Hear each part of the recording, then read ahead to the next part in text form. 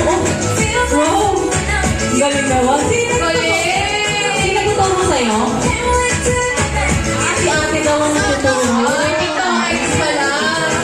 Galing. Ito, magaling ka. Ayan, oo. Ang galing ng mga batang to. Oo, sige, bigyan na natin premium. Baka kawain tayo ng mga nanay nito. Ito na tayo, tag-iisa. Ayan. Okay. Okay. Okay, nag-enjoy ba kayo mga bata? Masaya ba kayo?